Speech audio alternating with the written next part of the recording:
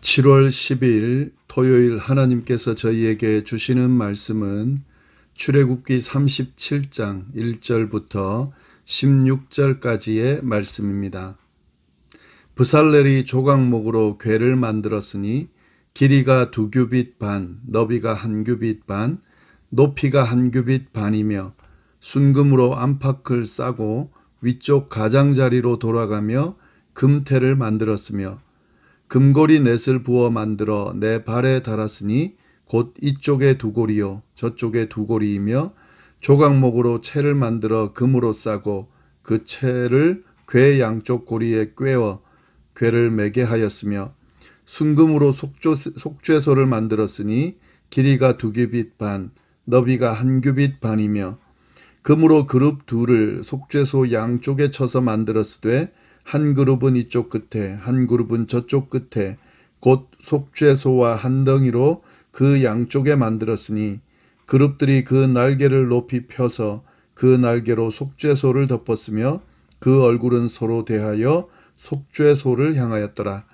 그가 또 조각목으로 상을 만들었으니 길이가 2규빗, 너비가 1규빗, 높이가 1규빗 반이며 순금으로 싸고 위쪽 가장자리로 돌아가며 금태를 둘렀으며 그 주위에 손바닥 넓이만한 한 턱을 만들고 그 턱 주위에 금으로 태를 만들고 상을 위하여 금고리 넷을 부어 만들어 네 발 위 네 모퉁이에 달았으니 그 고리가 턱 곁에 있어서 상을 매는 채를 꿰게 하였으며 또 조각목으로 상 맬 채를 만들어 금으로 쌌으며 상 위의 기구 곧 대접과 숟가락과 잔과 따르는 병을 순금으로 만들었더라. 아멘. 저희가 이제 실질적으로 그 회막을 만들고 있는 과정을 살펴보고 있습니다. 회막 본체를 쭉 만든 후에 그 다음에 이제 만드는 내용들이 쭉 진행되고 있는데요.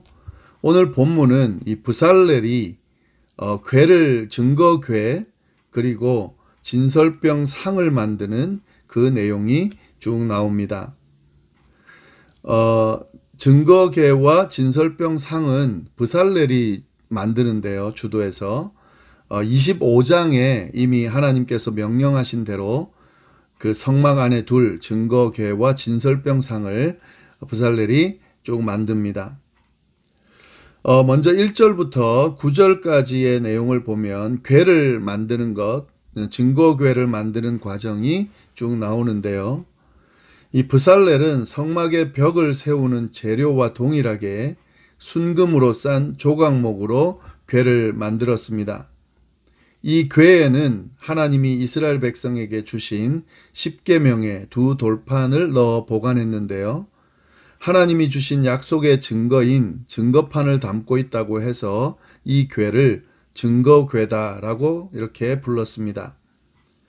증거궤는 가로가 1.2m 정도 되고 세로와 높이는 각각 68cm 되는 정도로 덮개가 없는 그런 상자 모양으로 만들어졌습니다.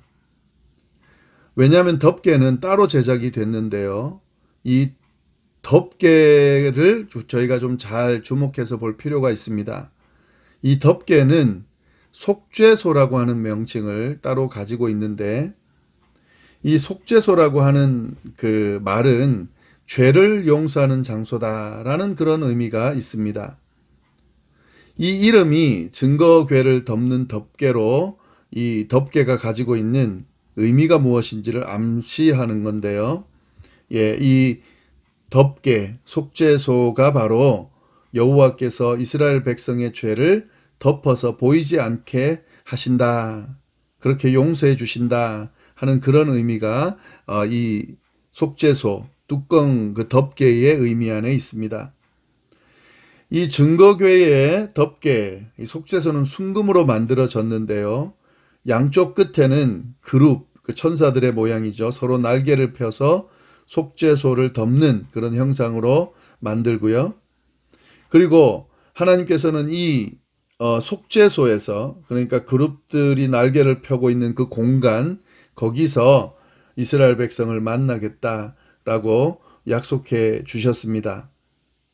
그래서 이 증거궤 그리고 속죄소, 덮개죠. 예, 가지고 있는 의미들을 우리가 알 수 있는데, 증거궤는 하나님과의 약속을 보관하는, 그러니까 하나님과 이스라엘 사이에 약속이 맺어졌다 하는 그런 의미가 있는 거고, 그리고 이 속죄소를 통해서 하나님께서 죄를 덮어주셨다. 그래서 하나님이 죄를 용서해 주셨기 때문에 우리가 하나님 앞에, 이스라엘 백성들이 하나님 앞에 나아갈 수 있게 됐다 하는 그런 의미가 있는 겁니다. 예, 그렇게 증거궤를 덮는 덮개, 속죄소를 브살렐이 만들었다 하는 내용이 오늘 본문에 나오고요.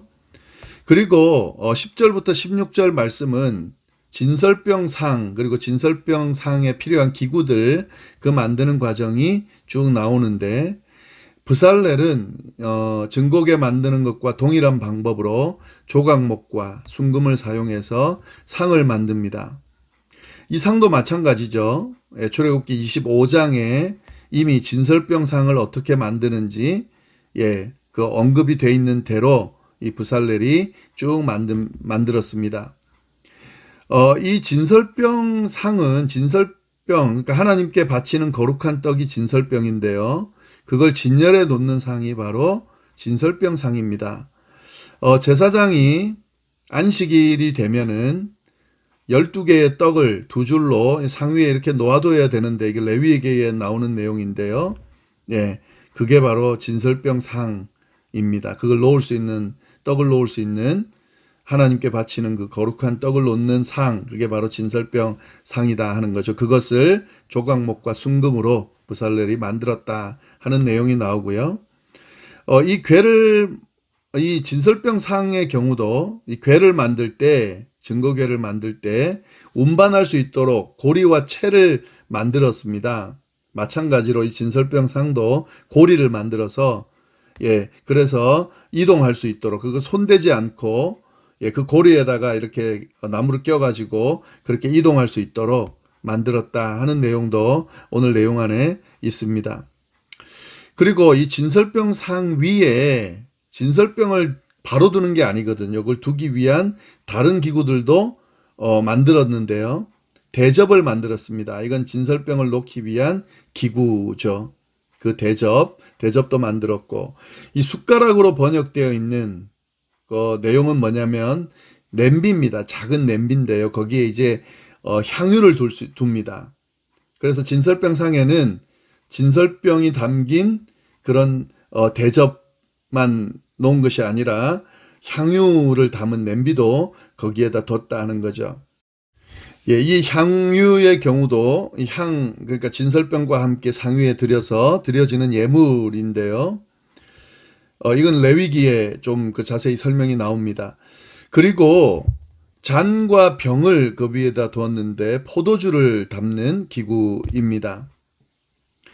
네, 이렇게 해서 이 진설병상을 만들었는데요. 이 진설병상이 갖고 있는 의미는 모세와 이스라엘 장로 70명이 하나님과 언약을 맺고 하나님 앞에서 먹고 마신 그 부분이 있는데, 그걸 기념하는 관점에서 이걸 만들었다, 놓는다, 한다, 그렇게 이해하면 되겠습니다. 그리고 그 상에 놓인 떡, 포도주, 이것은 예수 그리스도 안에서 하나님 앞에 나아가는 우리의 그런 은혜를 좀 상징할 수 있는데요. 아무튼 이 하나님이 당신의 백성 이스라엘에게 임재하셨다, 이게 증거궤고, 그리고 친밀하게 교제하신다, 이게 진설병상이 갖고 있는 의미입니다. 이것을 브살렐이 쭉 만드는 과정이 오늘 본문 안에 언급이 되고 있습니다. 하나님께서 이스라엘 백성들의 죄를 용서해 주시고 덮어 주시는 그 사랑, 증거궤에 드러나고, 또 함께 어울려 하나님과 백성들과 마시는 또 그 모습, 이것이 이 오늘 만들어진 증거궤와 진설병상 안에 있다는 것을 좀 잘 아시고요. 결국 이것은 오늘날 하나님과 우리 사이에 일어나고 있는 교제, 하나님께서 하나님의 백성들의 죄를 사해 주시고 덮어 주시고, 그리고 함께 교제하시면서 이렇게 친밀하게 관계를 만들어 가신다는 의미, 그런 의미로 우리가 이 말씀을 해석할 수 있습니다.